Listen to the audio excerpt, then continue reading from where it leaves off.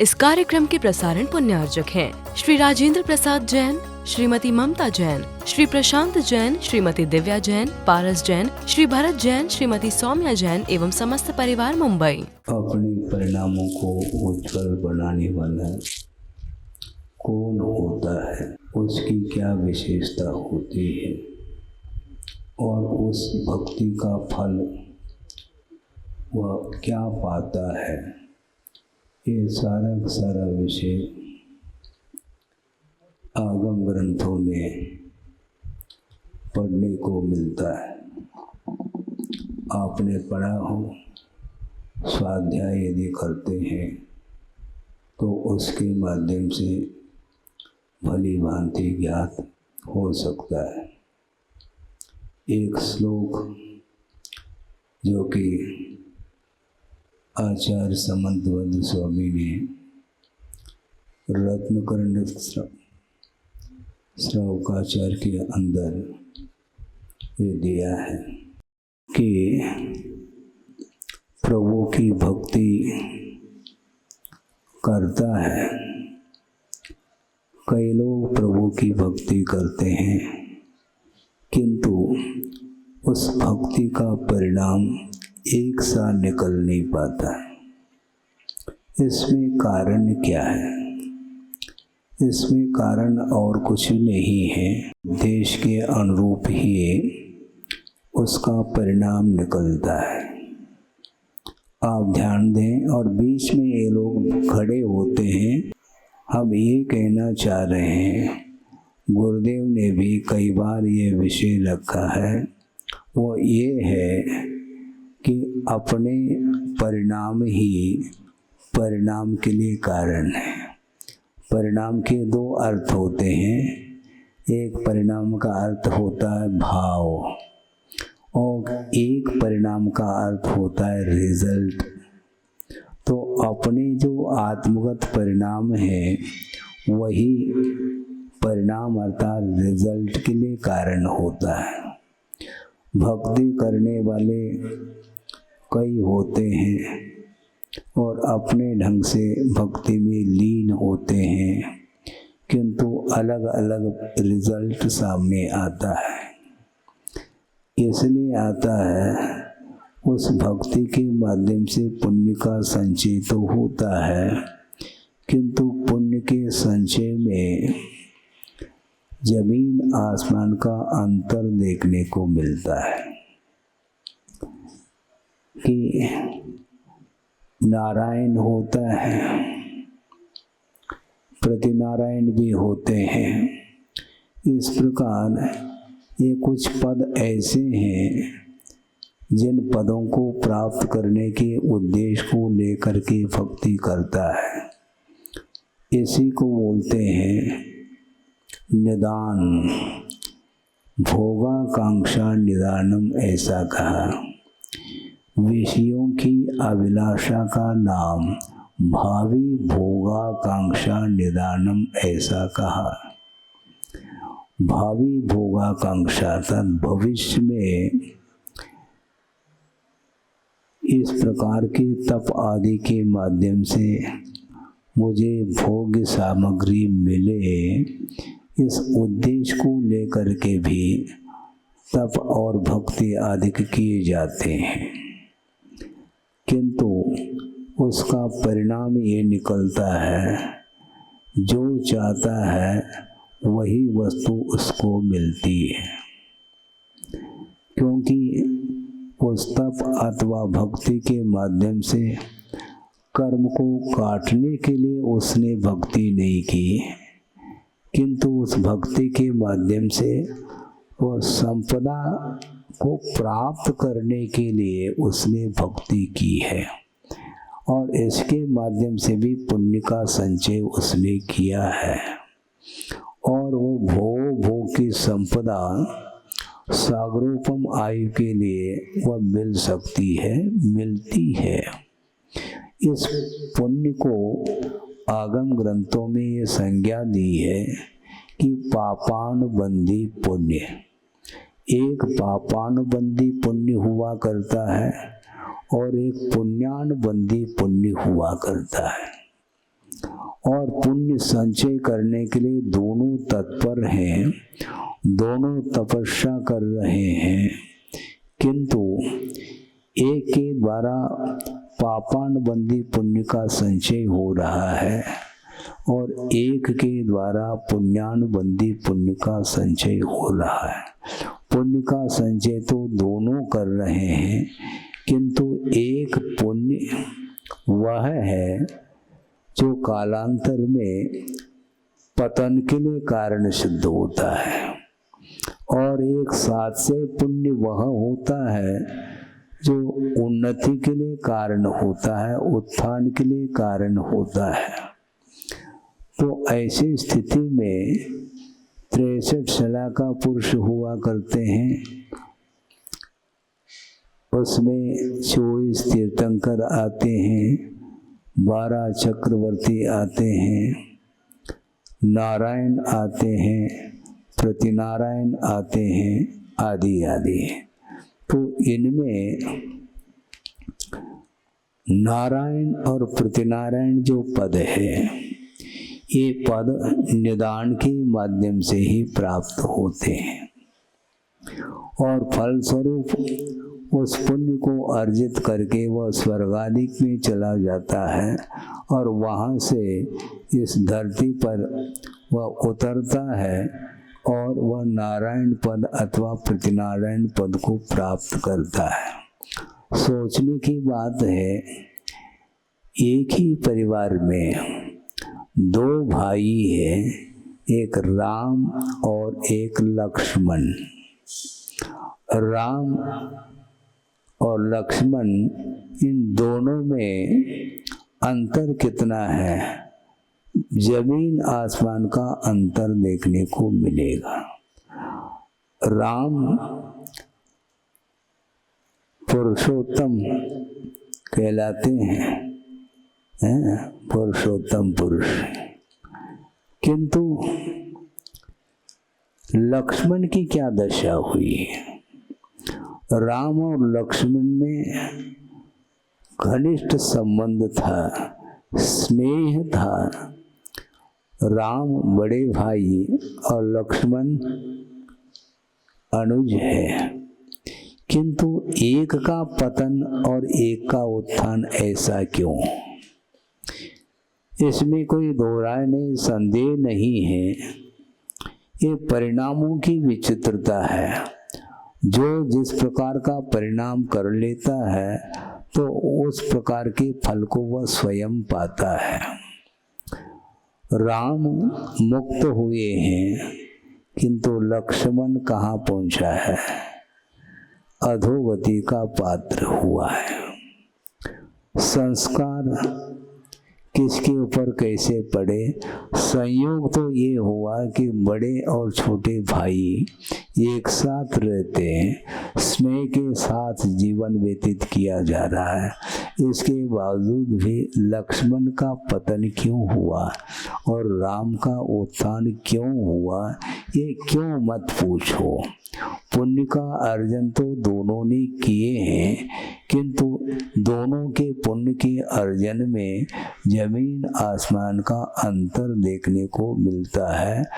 एक ने पुण्यानुबंधी पुण्य का अर्जन किया है और एक ने पापानुबंधी पुण्य का अर्जन किया है, जिसके फलस्वरूप उसका पतन देखने को मिलता है। प्रभु की आराधना करने वाला व्यक्ति भक्त माना जाता है, मैं मानता हूँ, किंतु प्रभु की आराधना का जो उद्देश्य है वो भिन्न भिन्न होने के कारण एक का पतन और एक का उत्थान हो रहा है। उद्देश्य दोनों के भिन्न भिन्न हैं, लक्ष्य दोनों के अलग अलग हैं, उसके कारण ऐसा हो रहा है। इसलिए आचार्य ये कहना चाहते हैं कि पुण्य मोक्ष मार्ग में बाधक नहीं है। कौन सा? पुण्यानुबंधी पुण्य। किंतु पुण्य का जब फल सामने आता है तो वह मोक्ष मार्ग में व्यवधान उपस्थित करता है। तो मोक्ष मार्ग में पुण्य बाधक नहीं किंतु साधक है। किंतु मोक्ष मार्ग में बाधक क्या है? बाधक पुण्य का फल बाधक है।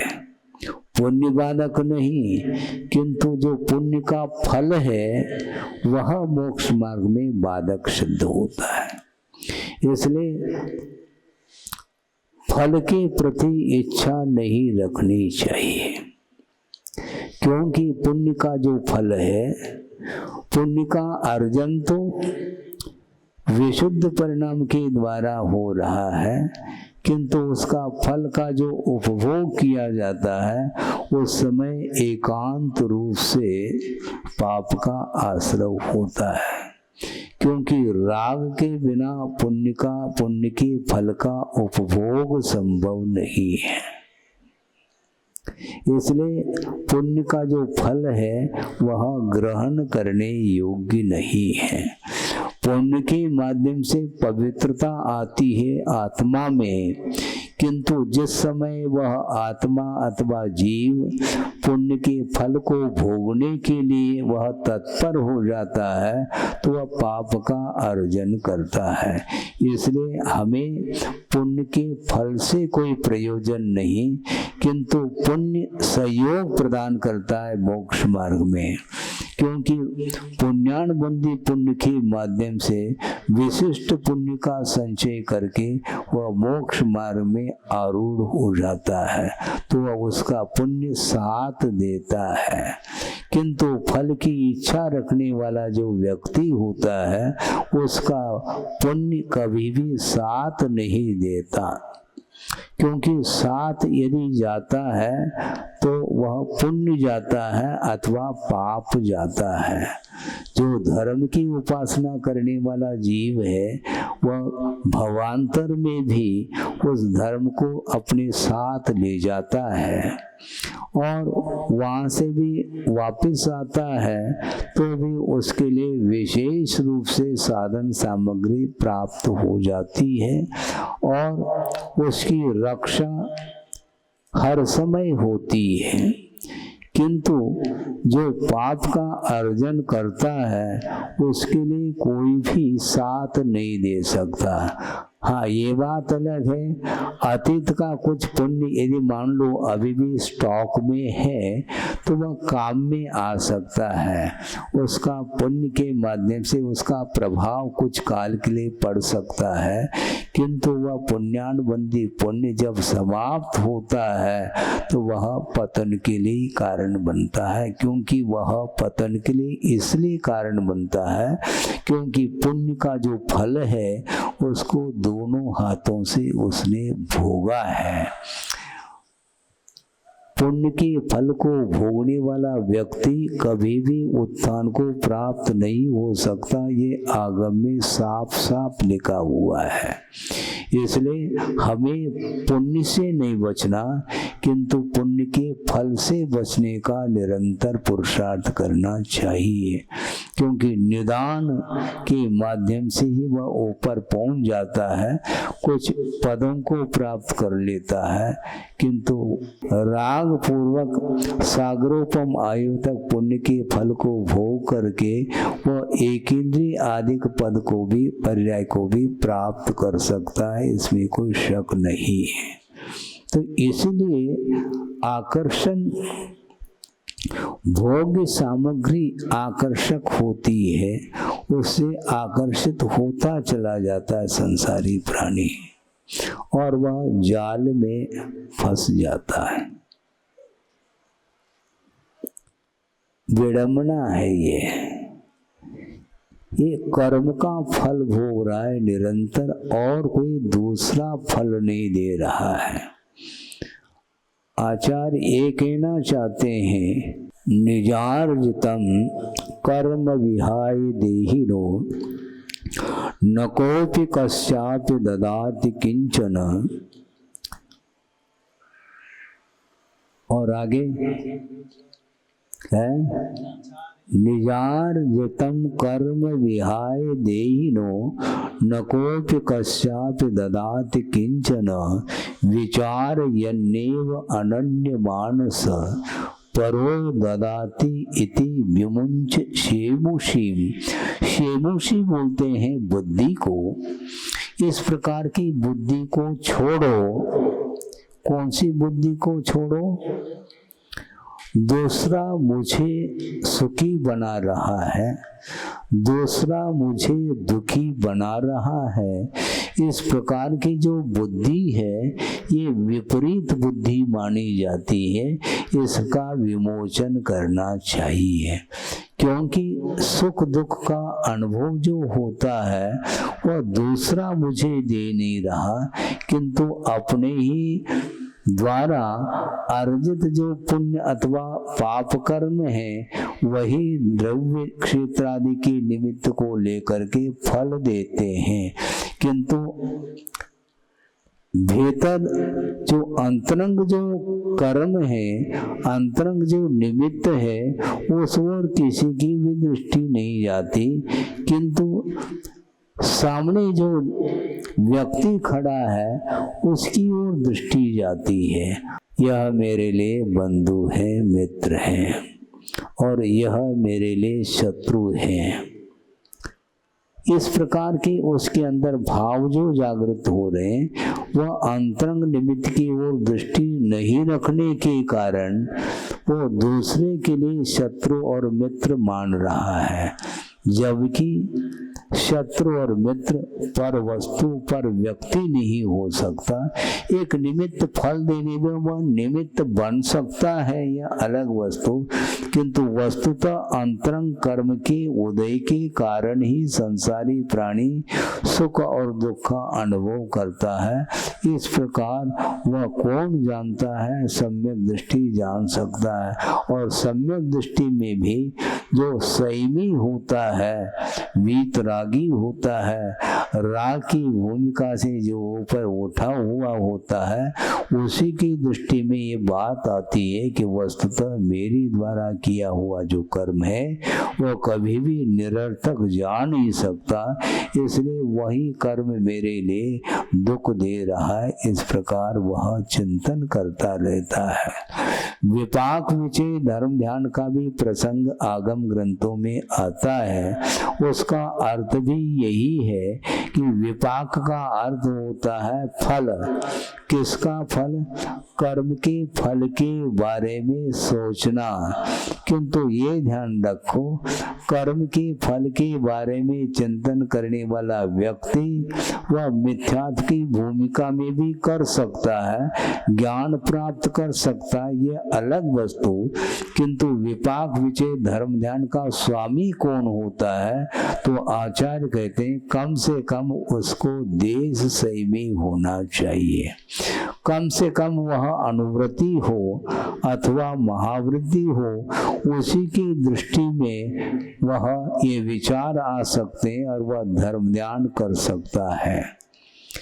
कर्म के चिंतन के बारे में नहीं कहा जा रहा है। कर्म का चिंतन आसानी के साथ कोई भी व्यक्ति इसलिए कर सकता है क्योंकि ज्ञानावरणी का कर्म का क्षोभम यदि मान लो पर्याप्त मात्रा में हुआ है तो वह सर्वांगीण कर्म सिद्धांत का अध्ययन करके वह चिंतन आदि कर सकता है, इसमें बाधा नहीं।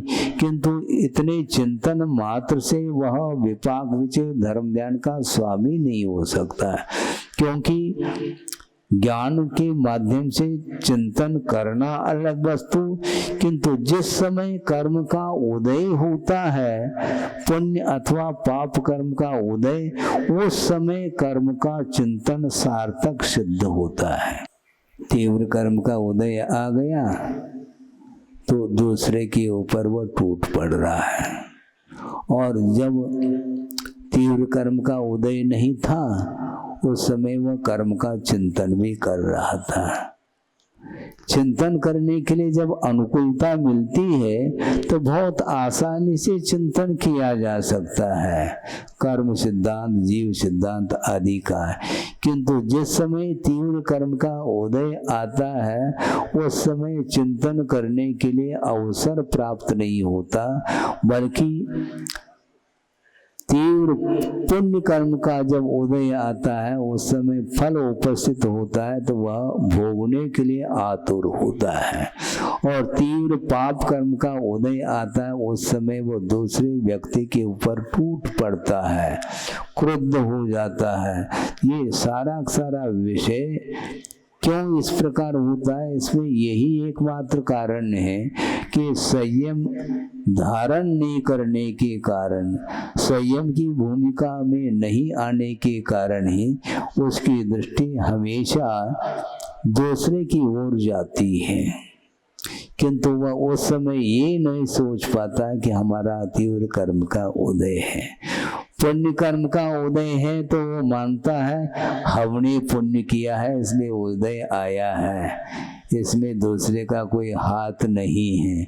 और तीव्र पाप कर्म का उदय आता है तो उस समय प्रभु के सामने हाथ जोड़ता है और विनती करता है, हे भगवान ऐसा कौन सा कर्म का उदय आया है, तुमने तो किया था ना, इस समय दूसरे को क्यों दोष दे रहे हो।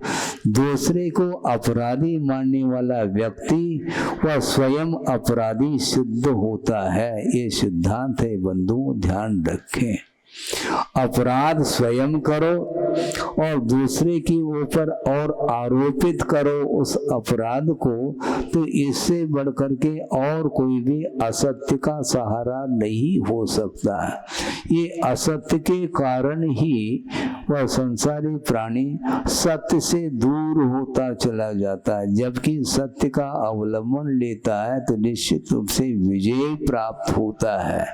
सत्य महाव्रती कभी भी हार नहीं सकता, उसके ऊपर उपसर्ग हो सकते हैं पूर्वकृत तीव्र कर्म के उदय से, किंतु वर्तमान में जो कुछ भी पुण्य का या धर्म की आराधना कर रहा है उसके माध्यम से पुण्य का संचय कर रहा है, उसका फल उसे भविष्य में ऐसा फल मिलेगा कि 3 लोग के जितने भी लोग हैं, जीव हैं, उनकी चरणों में रहेंगे। इसको बोलते पुण्यानुबंधी पुण्य का प्रभाव है ये।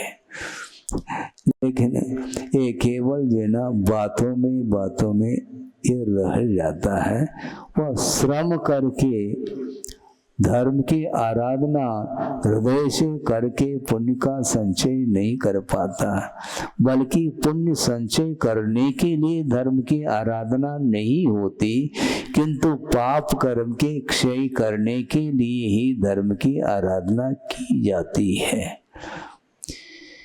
किंतु तो हर बार लगा हुआ है, धर्म की आराधना करने के लिए बैठ जाता है, किंतु तीव्र कर्म का उदय आ गया तो धर्म को साइड में रख जाता है और पुनः वह संक्लेश का अनुभव करता है। किंतु निरंतर धर्म की साधना करने के लिए धैर्य की आवश्यकता है, बहुत साहस रखने की आवश्यकता है। जो सहिष्णुता जिसके अंदर है वही व्यक्ति तटस्थ रह जाता है, धर्म को वह भूलता नहीं है। सम्यक दृष्टि हमेशा यही सोचता है कि धर्म करते हुए भी जो संकट आ रहा है उसमें पूर्वकृत पाप कर्म का उदय एकमात्र कारण है, किंतु वर्तमान में जो धर्म का अवलंबन लिया है, धर्म की उपासना की जा रही है, इसका फल भविष्य में मिलेगा, निश्चित मिलेगा। नहीं चाहते हुए भी धर्म का फल मिलता है, किंतु हृदय से धर्म की आराधना इसने अभी तक नहीं की है, जबकि करना चाहिए। भक्ति करता है, किंतु उसका प्रतिफल भिन्न भिन्न रूप से मिलता है, इसमें अपने ही परिणाम कारण सिद्ध होते हैं। एक श्लोक आ रहा है, सम्यक दृष्टि जो धर्म की आराधना करता है उसके माध्यम से उसे कौन कौन से पद मिलते हैं, इस प्रसंग को लेकर के एक श्लोक आपके सामने रखा जा रहा है कि देवेंद्र चक्र महिमान ममेय मानम राजेंद्र चक्र मवनीन्द्र शिरोर्षणीयम धर्मेंद्र चक्र मधुरीकृत सर्वलोकम लब्ध्वा शिवम च जन भक्ति रूपैति भव्य जन भक्ति भव्य उपैति शिवम। जिनेन्द्र भगवान की भक्ति करने वाला जो भव्य जीव है वह शिवम उपैति मोक्ष को प्राप्त करता है।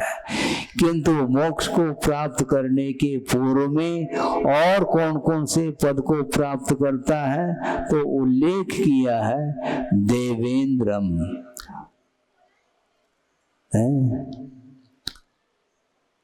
देवेंद्र चक्र महिमानम, इंद्रों के समूह की महिमा को प्राप्त करता है। देवेंद्र चक्र महिमानम अमेयमानम, जिसकी महिमा सीमित नहीं है, असीम देवेंद्रों के समूह संबंधी जो महिमा है उसको प्राप्त कर लेता है। एक प्रसंग आता है सम्यक दर्शन की उत्पत्ति में, एक और बहुत महत्वपूर्ण कारण बताया, वह भी यह है कि देववृद्धि दर्शन। देववृद्धि दर्शन का अर्थ है देवों की वृद्धि को देख करके सम्यक की उत्पत्ति हो रही है। क्योंकि देव पर्याय को प्राप्त होने के उपरांत भी क्वालिटी भेद है। देव पर्याय को प्राप्त करके भी एक इंद्र पद को प्राप्त किया है और एक मात्र सामान्य रूप से देव पर्याय को प्राप्त किया है। तो सामान्य रूप से जो देव पर्याय को प्राप्त जिसने किया है उसकी दृष्टि इंद्र के वैभव की ओर जाती है, उस इंद्र की रिद्धियों की ओर उसकी दृष्टि जाती है और वह ये सोचता है कि इस प्रकार का वैभव इसको क्यों मिला है। जाति स्मरण आदि के माध्यम से उसे ज्ञात हो जाता है, अरे इसने तो अतीत जीवन में जो तप किया है, उत्तम तप किया है, उसके माध्यम से निर्दोष रत्नत्रय की आराधना के फलस्वरूप इस महान इंद्र पद को प्राप्त किया है। और इंद्र के अंडर में रहने वाले असंख्य देव होते हैं, वो उनके लिए वह इंद्र ही आज्ञा देता है। इंद्र के पास आज्ञा भी है और ऐश्वर्य के स्वामी भी है। ऐश्वर्य और आज्ञा ये दोनों उनके पास रहते हैं और उनके अंडर में सामान्य अन्यान्य देव भी नतमस्तक होते हैं।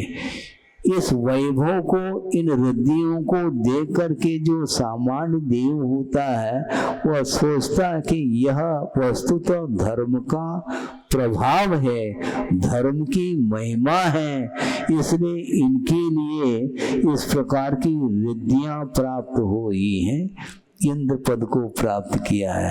तो उनकी रिद्धियों को देख करके उसे सम्यक की उत्पत्ति होती है। क्योंकि इस प्रकार के महान पद के जो धारी होता है वह ऐसा थोड़ी जैसे किसी को वह पद मिल जाए, संभव नहीं।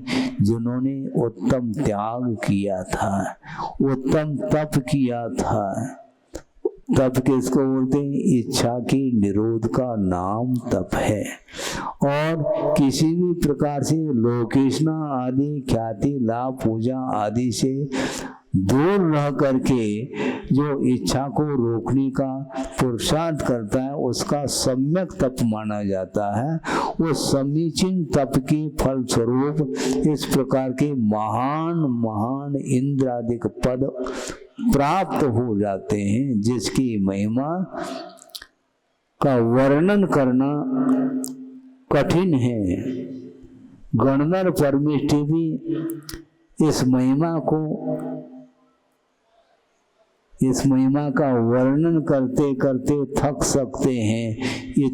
इतनी इसकी महिमा है। ये किसकी महिमा है? ये सम्यक दर्शन की महिमा है।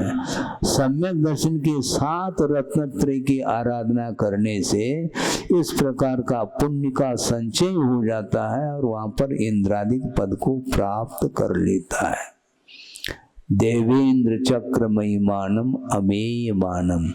और वहां पर सागरोपम आयु तक वो पुण्यानुबंधी पुण्य का उपभोग करने के उपरांत भी पुण्य समाप्त नहीं होता और वहां से नीचे इस धरती पर आकर के मनुष्य पर्याय को प्राप्त किया है। किंतु मनुष्य में भी किस पद को प्राप्त कर लिया? चक्रवर्ती पद को प्राप्त किया। वहां पर इंद्र पद को प्राप्त किया था और यहाँ आने के उपरांत भी वहाँ और पुण्य, शेष जो पुण्य है उसके माध्यम से चक्रवर्ती पद को प्राप्त कर लिया। राजेंद्र चक्र मवनीन्द्र शिरोर्चनीयम। वह चक्रवर्ती पद वह माना जाता है जिसके चरणों में 32,000 मुकुटबद्ध राजा अवनीन्द्र शिरोर्चनीयम। अवनीन्द्र बोलते हैं राजा। वो सारे मुकुटबद्ध 32,000 राजा चक्रवर्ती के चरणों में नतमस्तक हो रहे हैं। ये किसका प्रभाव? यह भी सम्यक दर्शन का ही प्रभाव। सम्यक दर्शन की महिमा यह है जिसके माध्यम से इंद्र पद उपलब्ध हुआ और नीचे आकर के चक्रवर्ती पद को भी प्राप्त कर लिया और यहाँ पर पुनः उसका उपभोग करके पुनः देवगति में फिर पहुंचा है। वहां पर फिर से इंद्रादिक पद प्राप्त हो सकते हैं। फिर वहां से आकर के और कौन सा पद प्राप्त करता है? धर्मेंद्र चक्रम अधरीकृत सर्वलोकम। धर्मेंद्र चक्र का अर्थ तीर्थंकर पद को प्राप्त कर लेता है जिसके चरणों में 3 लोक ही नतमस्तक है। ये किसका प्रभाव? जिन भक्ति जिनेंद्र भगवान के प्रति निरपेक्ष भाव के साथ की गई जो भक्ति है उस भक्ति का यह प्रभाव ये निकलता है। ये भक्ति का प्रभाव है। इस प्रकार के उच्चतम पदों को प्राप्त करके फिर बाद में शिवम च उपैति, शिव अर्थात मोक्ष को भी प्राप्त करता है। हमें भी पद मिल जाए, हमें भी पद मिल जाए, इस प्रकार संसारी प्राणी मांग रखता है। किंतु आचार्य कहते हैं मांगने से कोई भी पद उपलब्ध नहीं होता। याचना के द्वारा निदान के माध्यम से इस प्रकार के पद कभी भी मिल नहीं सकते। इच्छा के माध्यम से मिल जाए तो हर व्यक्ति इन पदों को प्राप्त कर ले, किंतु संभव नहीं है। इसलिए मांगना छोड़ो, क्योंकि मांगने वाला व्यक्ति भिखारी मांगता है। भिखारी जो होता है वही मांगता है। तो मांगने का भाव क्यों रखते हो? जो मांगने वाला है वह भिखारी है, ये ध्यान रखो। होता है क्या नहीं? जो मांगता है वह भिखारी नहीं माना जाता है। तो महाराज श्रमण लोग भी आहार के लिए आते हैं ना श्रावक के आंगन में, ये ध्यान रखो। वो मांगते नहीं, हाँ वो मांगते नहीं। कभी भी दीनहीन वृत्ति के साथ आपके आंगन में नहीं आते और दयनीयता के साथ मुझे दे दो, इस प्रकार कभी भी उनके मुख से शब्द नहीं निकलते। बल्कि यह शर्त है श्रमण आपके आंगन में आहार लेने के लिए आया है, किंतु विधिवत यदि आहार मिल जाता है तो हम लेंगे, अन्यथा वापस आएंगे। हाँ। अच्छा व्यक्ति खड़ा है, सेठ जैसा लग रहा है, इसके यहाँ तो माल मिलेगा, तो किन प्रकार से वह आहार लेने का भाव नहीं रखता। नवधा भक्ति पूर्वक यदि वह आदर पूर्वक, भक्ति पूर्वक, बहुमान के साथ यदि वह आहार देता है तो वह लेगा। एक भी भक्ति में कमी देखने को आ गई तो वापिस हो जाएगा वो। एक बार की बात है, श्रावकों ने पड़गा करके चौके में ले गए एक महाराज को और ले जा करके बिठाया है, उच्चासन पर विराजिए ऐसा बोल दिया, तो बैठ गए। बैठने के उपरांत तुरंत उसने क्या किया, पूजन करने के लिए थाली लिया और पूजन प्रारंभ कर दिया। और पूजन संपन्न होने के उपरांत शुद्धि बोलना प्रारंभ कर दिया और अंजलि छोड़िए महाराज ऐसा बोल रहा है, किंतु महाराज अंजलि छोड़ नहीं पा रहे हैं। क्यों, क्या बात है? शुद्धि बोलना भूल गए क्या? हो सकता है 2-4 लोगों ने शुद्धि बोलनी होगी और बहुत सारे मेंबर हैं, वो उनको भी बुला लेता, शुद्धि बोलो। सारे चौके के मेंबर उन सब ने शुद्धि बोली, 1 बार नहीं, 2 बार नहीं, 3 बार शुद्धि बोली। इसके उपरांत भी अंजलि छोड़ नहीं पा रहे। क्यों, आपको याद आ रहा है? पाद प्रक्षालन नहीं किया और गंधोदक नहीं दिया। और यदि मान लो वो भूल जाता है तो वापस आ जाते महाराज। महाराज एक बार क्षमा तो कर लेनी चाहिए। ऐसी क्षमा थोड़ी करेंगे हम। क्षमा इस ढंग से नहीं की जा सकती। हाँ, संभव है, मान लो पूजन करते समय, पूजन पहले करके बाद में तत्काल यदि मान लो वह पाद प्रक्षालन कर लेता है तो हम क्षम्य है वो, क्योंकि क्रम में अंतर आया है, किंतु किया तो है उसने। किंतु जिसने पाद प्रक्षालन करना बिल्कुल भूल गया मान लो, तो नहीं रहेंगे महाराज, लौटेंगे, लौटना है। इस कार्यक्रम के प्रसारण पुण्यार्चक थे श्री राजेंद्र प्रसाद जैन, श्रीमती ममता जैन, श्री प्रशांत जैन, श्रीमती दिव्या जैन, पारस जैन, श्री भरत जैन, श्रीमती सौम्या जैन एवं समस्त परिवार, मुंबई।